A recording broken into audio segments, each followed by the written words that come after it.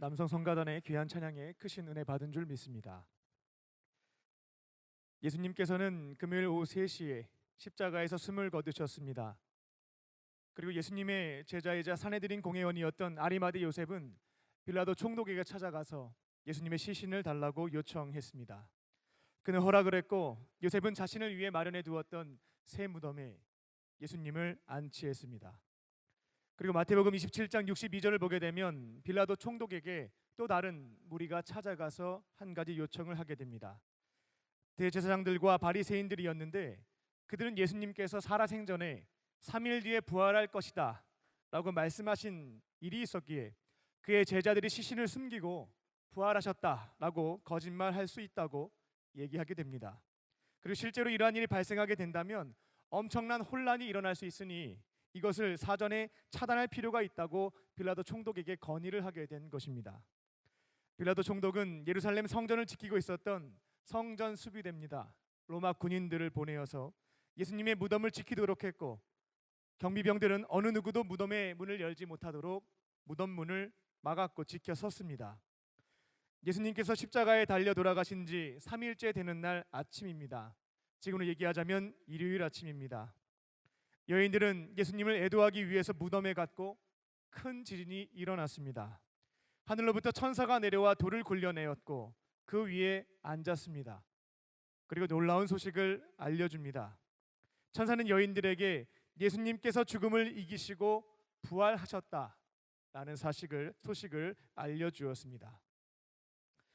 오늘은 예수님께서 인간의 가장 본질적인 문제입니다. 죄와 죽음에서부터 구원하시기 위하여 십자가 대속사역을 감당하시고 죽으신 뒤 3일째 되는 날 부활하신 것을 기억하고 기념하는 부활절입니다. 그래서 우리는 십자가 대속사역을 통하여 죽음을 이기시고 부활하심으로 인하여 우리에게 죄사함과 하나님 자녀가 되는 권세, 주님을 모시고 동행하는 삶, 천국에서의 영원한 생명을 주신 예수님께 감사와 찬양과 영광을 돌려드리기 위해서 지금 이 자리에 모였습니다. 하지만 이곳에 계신 분들 중에서 그리고 온라인으로 예배에 참여하고 계시는 분들 중에서 예수님의 부활의 역사성을 믿지 못하시는 분들이 계실 줄 압니다. 믿고 싶어도 믿기가 어렵습니다 라는 고민을 가지고 계시는 분들이 계신 줄 압니다. 예수님의 부활에 대한 소식은 매년 들어왔기 때문에 머릿속으로 이해는 하고 있는데 도무지 마음으로는 믿을 수가 없는 것입니다. 솔직하게 말씀을 드리자면 우리의 경험과 이상의 차원에서 생각해보면 죽은 시체가 3일째 되는 날 부활했다라고 하는 것은 직접 눈으로 확인해 보지 않는 한 믿을 수 없는 명제인 것은 사실입니다. 그래서 예수님의 부활의 역사성을 믿고 싶어도 믿을 수가 없는 분들이 계신데요. 그분들을 위해 역사적 부활의 두 가지 근거에 대해서 말씀을 드립니다. 이 두 가지 증거를 붙잡고 이제는 예수님의 부활을 이해하고 동의하는 수준을 넘어서 이제는 마음으로 진실로 믿으시기 바랍니다. 예수님의 부활을 여러분이 실제 사건으로 믿기 시작할 때 부활하신 예수님과 동행하는 기적과 같은 삶이 시작될 수가 있습니다. 예수님의 부활을 실제로 믿을 때 부활하신 예수님을 내 안에 모시고 풍성한 교제를 나누는 그 삶이 시작될 수가 있다는 것입니다. 예수님 부활에 대한 첫 번째 증거는 무덤이 없다는 것입니다. 마태복음 28장 11절에서부터 15절까지 말씀을 보게 되면 그 당시 예수님의 부활에 대해서 페이크 뉴스입니다. 가짜 뉴스가 있었습니다.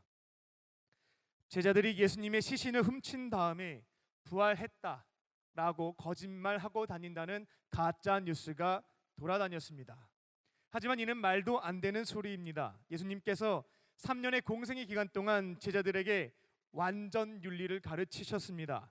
산 위에서 말씀을 가르쳐 주셨던 산상수훈의 내용들을 자세히 보게 되면 예수님께서는 그분의 제자들에게 말과 행동뿐만 아니라 마음과 생각까지 바르고 정직하게 살아갈 것을 엄격하게 가르치셨습니다.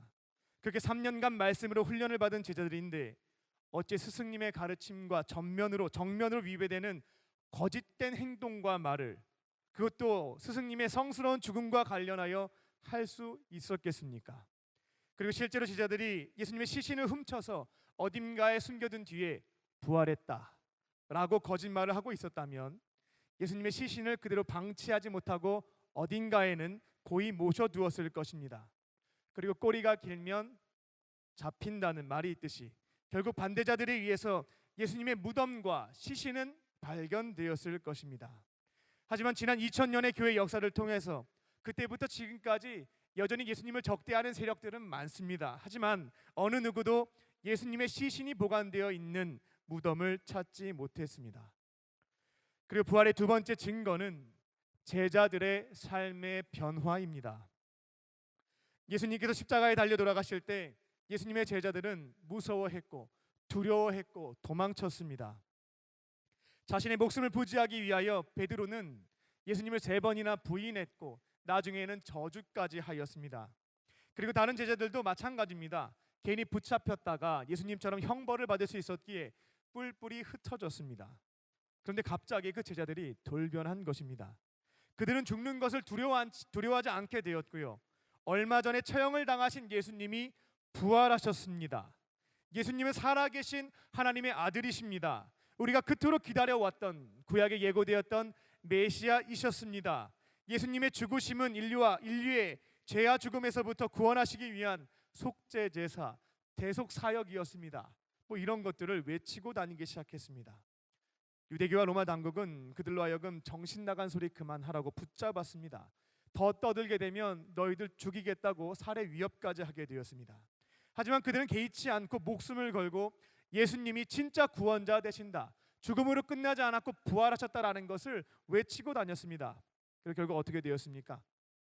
11명의 제자들은 제명대로 살지 못하고 모두 다 순교하였습니다. 창에 찔려 죽었습니다. 톱에 잘려 죽었습니다. 살가죽이 벗겨져서 죽었습니다. 사지가 찢겨져서 죽었습니다. 돌에 맞아 죽었습니다. X자형 십자가에 매달려 죽었습니다. 십자가에 거꾸로 매달려 죽었습니다.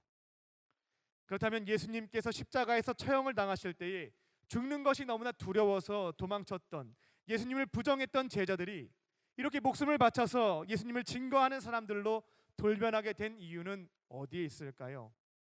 답은 매우 간단한 것이죠. 십자가에 달려 죽으셨던 예수님이 부활하셨고 그 부활하신 예수님을 직접 목격하게 된 것입니다.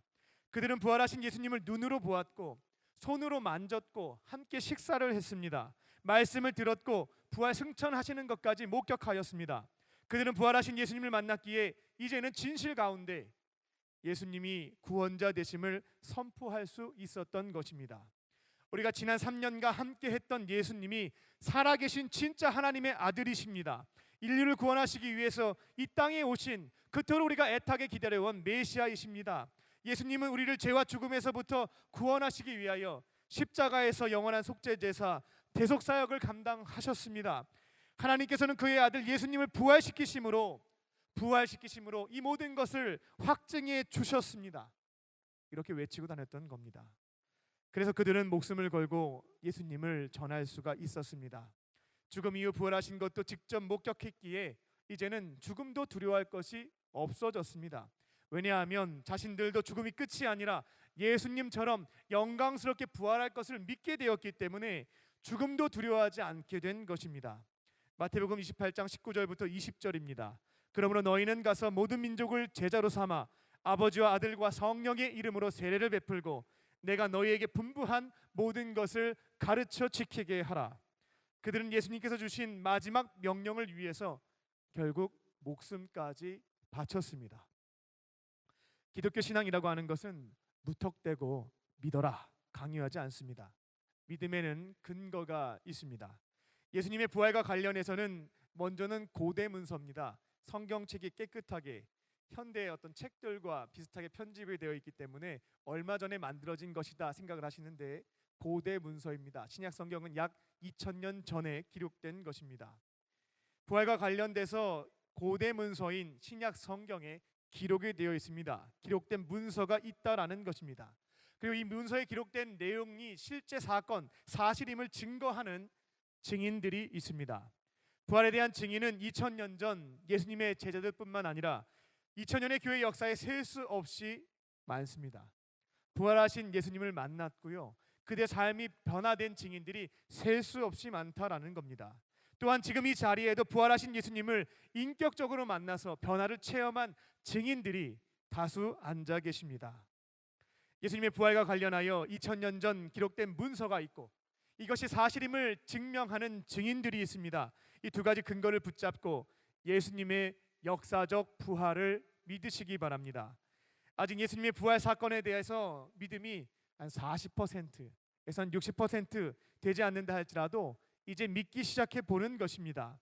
여러분이 부활에 대한 믿음을 갖기 시작할 때 나머지 채워지지 않는 의심의 영역은 하나님께서 체험을 통해서 채워 주십니다.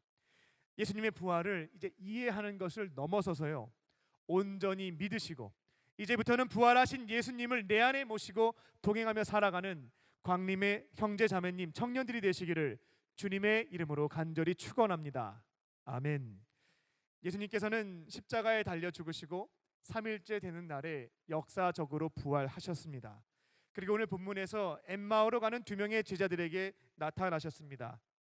예수님은 새로운 차원의 육신의 옷을 입으셨고요, 이전과는 달리 시간과 공간의 제약 없이 제자들에게 임재하셔서 함께 걸어가셨습니다.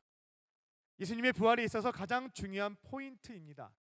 우리는 예수님의 부활과 관련하여 십자가에 달려 죽으신 예수님께서 초자연적으로 부활하셨다, 초자연적인 역사에만 관심을 두는 경향이 있습니다. 그리고 예수님께서 죽음을 이기시고 부활하셨기 때문에 그분을 믿고 따르는 우리들 또한 이제 부활해서 영원히 살 것이다, 여기에만 관심을 둡니다. 이 또한 부활 신앙에 있어서 중요한 영역이 맞긴 합니다만 이보다 더 중요한 포인트가 있습니다. 바로 예수님이 죽음을 이기시고 부활하셔서 지금 어디에 계실까요? 예수님을 구원자, 주님으로 믿고 따르는 사람들, 그들 곁에 계십니다. 그리고 영원토록 동행해 주십니다.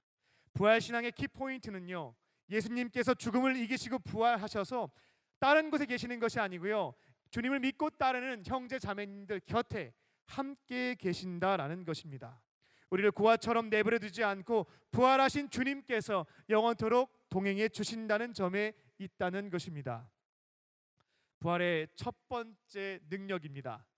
임재와 동행입니다. 오늘 본문에서 예수님께서는 부활하셔서 바로 그분의 제자들 곁에 임재해 주십니다.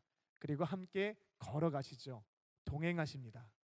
사도행전 1장 3절을 보게 되면 예수님께서는 부활하신 뒤에 40일 동안 제자들에게 나타나셔서 함께 하셨다라는 기록을 확인해 볼 수가 있습니다. 그리고 부활 승천하신 이후에는 약속한 때에 성령을 보내주셔서 믿는 사람들 곁에 시간과 공간의 제약 없이 늘 함께해 주십니다. 그렇다면 이곳에 계신 분들에게 묻겠습니다. 마음속으로 답변해 보시기 바랍니다. 이곳에 계신 대부분의 성도님들은 복음을 듣고 예수님을 나의 구원자, 주님으로 믿고 마음의 문을 영접함으로 구원을 받으신 하나님의 자녀들이십니다. 여러분은 부활하신 예수님을 내 안에 모시고 동행하며 살아가고 계십니까? 부활하신 예수님을 지금 오늘 이 순간 내 안에 모시고 동행하며 살아가고 계십니까? 요한계시록 3장 20절 말씀입니다. 볼지어다 내가 문 밖에 서서 두드리노니 누구든지 내 음성을 듣고 문을 열면 내가 그에게로 들어가 그와 더불어 먹고 그는 나와 더불어 먹으리라. 예수님께서는 부활하신 뒤에 여러분과 동행하시기 위해서 여러분의 마음의 문을 두드리고 계십니다. 이제 남은 것은 여러분이 마음의 문을 열고 부활하신 예수님, 기다리고 계시는 예수님께 마음의 문을 열고 내 마음의 중심 보좌로 모시는 것에 있습니다. 여러분 이처럼 부활하신 예수님에게 문을 열어드리기 시작할 때 여러분은 예수님과 실제로 동행하는 삶을 시작할 수가 있습니다. 오랜 세월 교회를 다녔기에 예수님의 탄생과 가르침, 죽음과 부활에 대해서 모르는 게 없습니다. 하지만 예수님이 내 안에 계시며 동행하신다라는 말씀에 자신 있게 아멘하지 못하는 기독교인들이 다수가 있습니다. 생각보다 많습니다.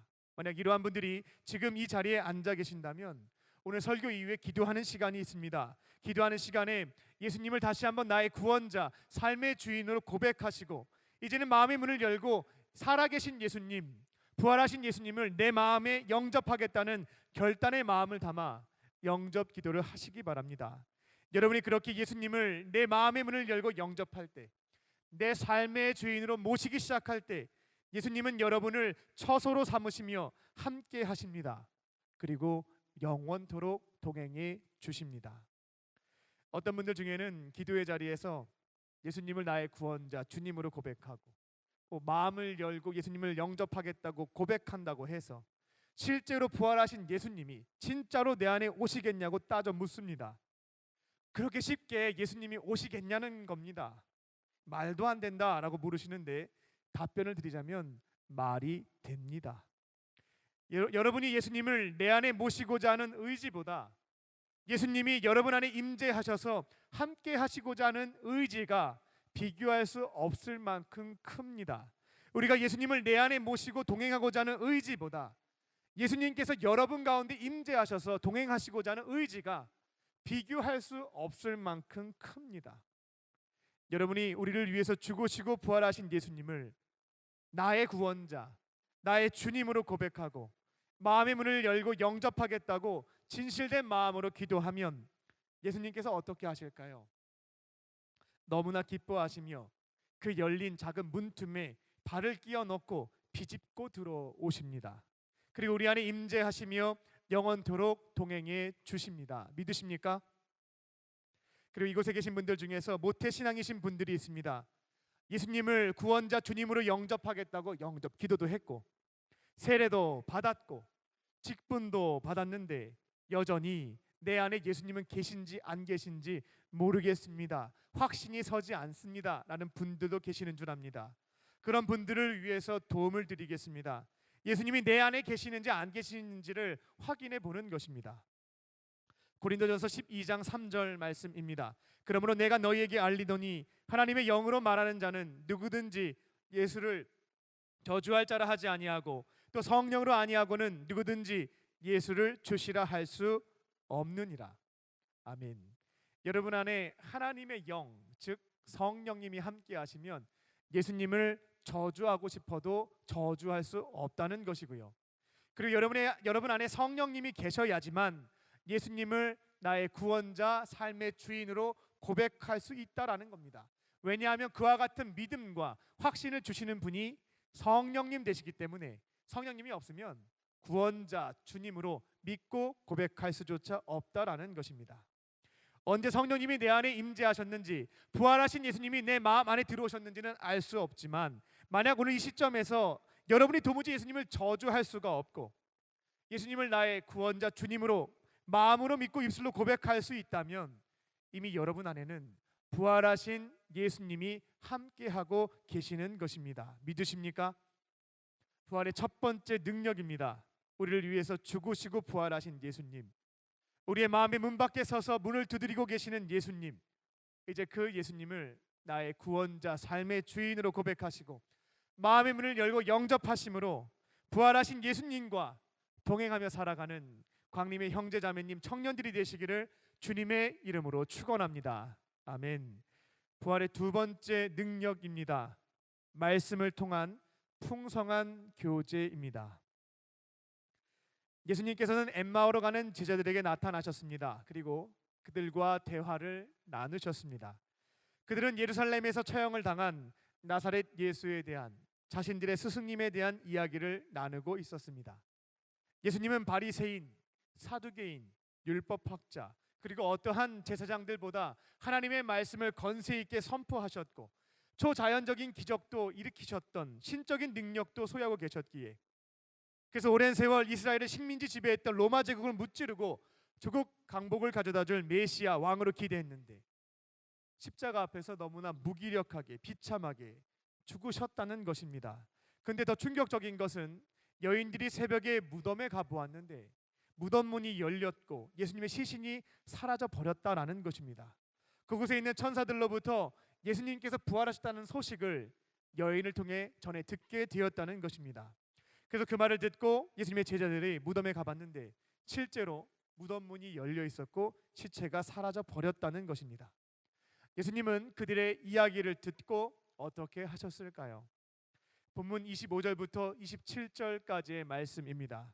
이르시되 미련하고 선지자들의 말한 모든 것을 마음에 더디 믿는 자들이여, 그리스도가 이런 고난을 받고 자기의 영광에 들어가야 할 것이 아니냐 하시니, 이에 모세와 모든 선지자들의 글로 시작하여 모든 성경에 쓴 바 자기에 관한 것을 자세히 설명하시느니라. 아멘. 예수님께서는 죽음과 부활과 관련하여 구약 성경에 있는 내용을 인용하셔서 자신에 대해서 설명을 시작하셨습니다.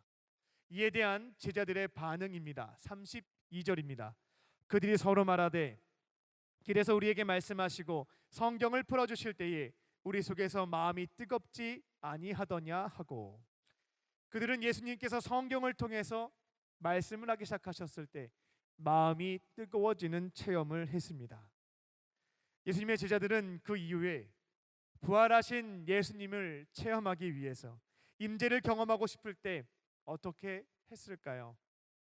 삶의 문제가 발생하게 되었을 때, 고민이 생겼을 때 어떠한 방법을 택했을까요? 매우 간단합니다. 성경을 찾아서 읽었습니다. 구약 성경과 조금씩 복음이 시작되었던 신약 성경의 복음서, 바울의 서신서 등을 시간이 가능한 한 최대한 많이 읽으면서 가슴이 뜨거워지는, 예수님이 임재하시는 체험을 했을 것입니다. 그리고 주시는 말씀을 붙잡고 삶에서 발생한 문제들을 하나씩 둘씩 해결해 나간 것이죠. 부활의 두 번째 능력입니다. 말씀을 통한 교제입니다.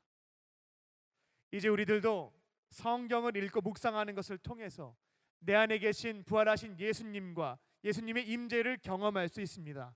그리고 문제를 해결해 주시는 은혜를 체험할 수 있습니다. 풍성한 교제를 나눌 수 있습니다. 믿으십니까?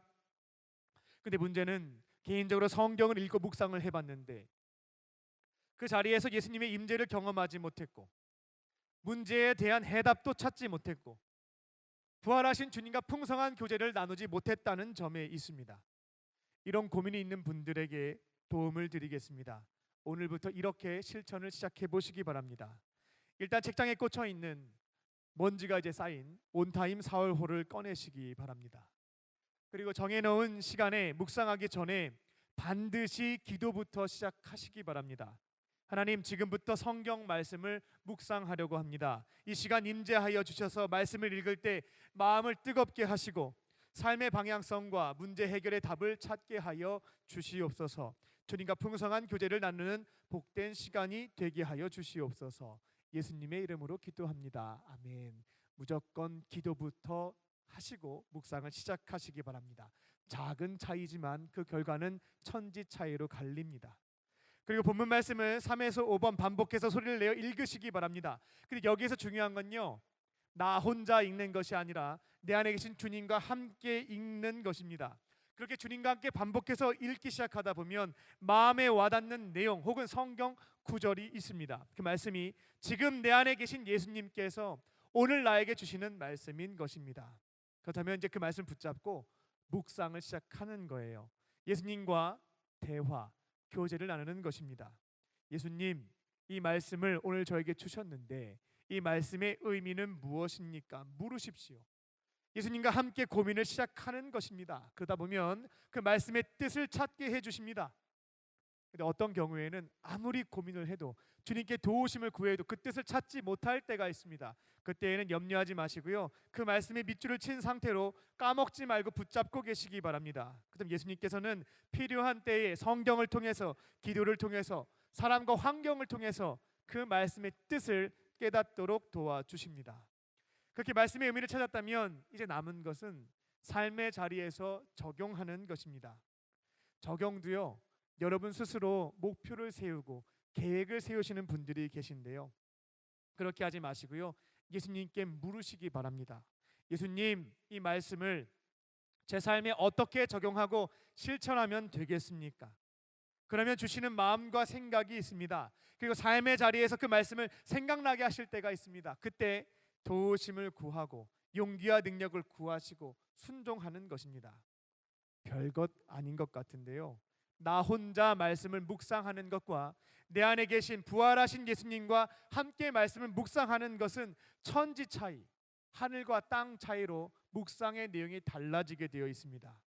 나 혼자 성경을 연구하고 내가 좋아하는 성경 구절 붙잡고 그 말씀 지키려고 혼자 계획 세우고 안 되면 좌절하고, 이제는 바꾸십시오. 예수님과 함께 성경을 읽고 마음을 뜨겁게 하시는 말씀을 붙잡고 어떻게 실천하면 좋을지 묻고 주시는 음성에 순종하는 것입니다. 오늘부터 말씀 묵상을 통해서 부활하신 예수님의 임재를 경험하시고 삶의 문제에 대한 올바른 방향성과 해답도 찾으시고 내 안에 계신 예수님과 풍성한 교제를 나누시는 광림의 형제 자매님, 청년들이 되시기를 주님의 이름으로 축원합니다. 부활의 세 번째 능력입니다. 성찬을 통한 은혜 체험입니다. 오늘 본문에서 제자들은 엠마오에 도착을 했고 예수님과 식탁에 둘러 앉아서 저녁 식사를 함께 합니다. 30절을 보게 되면 그들이 함께 음식 잡수실 때에 예수님께서 떡을 가지사 축사하시고 떼어 그들에게 주셨습니다.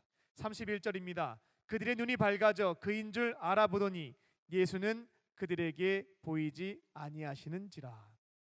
제자들은 식사 자리에서 예수님께서 떡을 가지고 축사하시고 떼어 주실 때 그들의 눈이 밝아졌고요, 부활하신 예수님의 임재를 그들의 눈으로 확인할 수 있게 되었습니다. 주님의 임재를 경험했던 것이죠. 예수님은 그 식탁의 자리에서요, 과거에 성만찬을 제정하실 때 신학적으로 사중행이라고 하는데요, 그때 하셨던 행동을 똑같이 반복하셨습니다. 떡을 취한다, take, 축복 기도를 한다, bless, 뗀다, break, 부순다라는 거고요, 준다, give, 이 네 가지 행위를 통해서요 제자들에게 빵을 나누어 주셨던 것입니다. 그때 제자들이 눈이 밝아져서 지금까지 우리 곁에 계신 분이 부활하신 예수님이셨구나 라는 것을 깨닫게 되었고 주님의 실제를 눈으로 보게 된 것입니다.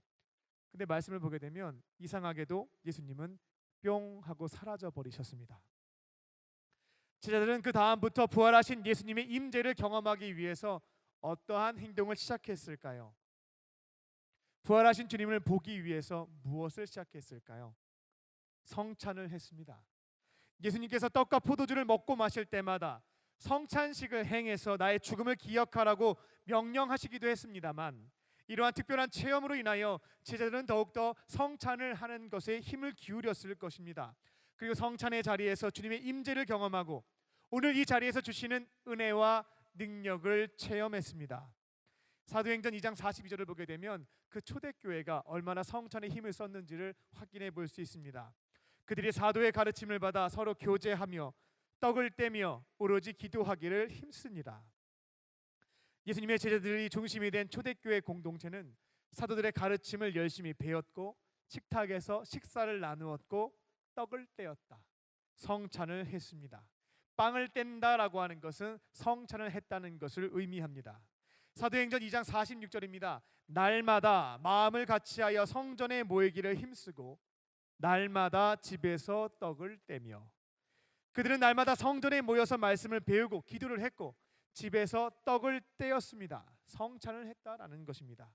성찬을 하면서 예수님의 십자가 대속 사역을 기억했고요, 기념했고요, 그리고 성찬의 자리에서 특별한 임재와 은혜와 능력을 체험했습니다. 제가 지금까지 성찬을 집례하고 참여하면서요 경험했던 특별한 은혜와 능력이 몇 가지 있는데 몇 가지만 말씀을 드리겠습니다. 첫째, 성찬상에 올려져 있는 빵과 포도주를 바라볼 때 지금 이 자리에 함께 하시는 예수님의 임재를 경험했습니다. 둘째, 성찬의 빵이 반으로 찢겨졌을 때 나의 죄로 인하여 예수님의 살이 오늘 이 자리에서 또다시 찢어지심을 경험했습니다. 예수님을 또다시 십자가에 못 박은 저의 죄를 그 자리에서 회개했습니다. 셋째, 빵을 먹고 포도주를 마실 때 부활하신 예수님께서 내 안에 임재하심을 경험했습니다. 넷째, 성찬을 받고 난 뒤 주변에 계신 형제 자매님들을 바라볼 때 이전과는 달리 영적으로 예수님의 살과 피로 이루어진 한 가족임을 인정하게 되는 은혜를 경험했습니다. 다섯째, 오늘 주신 말씀을 붙잡고 순종할 자신이 없었는데 성찬을 통하여 힘과 능력을 공급받았습니다. 여섯째, 삶의 현실이 어두워 소망이 보이지 않을 때 성찬을 받으면서 앞으로 예수님이 재림하실 때 함께하게 될 성만찬의 자리를 기대하며 소망을 얻었습니다. 일곱째, 성찬을 받기 전 저는 매번 한 가지 기도 제목을 붙잡고 간절히 기도하는데 응답을 해주시는 체험을 얻었습니다. 말씀을 정리하겠습니다. 예수님께서는 죽음을 이기시고 부활하셨습니다. 그리고 어디에 계시는가? 바로 그분을 구원자 주님으로 믿고 따르는 여러분 곁에 함께 하십니다. 여러분과 영원토록 동행해 주시는 것입니다. 믿으십니까? 날마다 말씀을 묵상함으로 주님과 풍성한 교제를 나누시고 성찬을 통하여 주님의 특별한 은혜와 능력을 체험하며 살아가는 부활하신 예수님과 영원토록 동행하며 살아가는 광림의 권속들이 청년들이 되시기를 주님의 이름으로 축원합니다. 아멘. 기도하겠습니다. 지금도 살아계셔서 우리와 늘 함께 하시는 하나님 아버지, 부활의 오후 오늘 말씀을 통하여 죽음을 이기시고 부활하신 예수님께서 지금 우리와 함께 하시며 영원토록 동행해 주심을 깨닫게 하시니 감사합니다. 예수님의 부활을 이해하는 수준을 넘어서서 이제는 믿게 하시고 부활하신 예수님과 동행하는 삶을 시작하게 하여 주시옵소서. 날마다 말씀을 묵상하는 자리에서 주님께서 마음을 뜨겁게 해주시는 임재를 체험케 하시고 문제 해결에 대한 지혜를 얻게 하여 주시옵소서. 말씀을 통해 부활하신 예수님과 풍성한 교제를 나누며 살아가게 하여 주시옵소서. 성찬을 통해서 부활하신 예수님의 은혜와 능력을 체험하기를 원합니다. 성찬의 자리를 사모하게 하시고 기대하는 마음으로 참여하게 하셔서 특별한 주님의 은총을 경험하게 하여 주시옵소서. 그렇게 하실 줄 믿고 감사드리오며 예수님의 이름으로 기도드립니다. 아멘.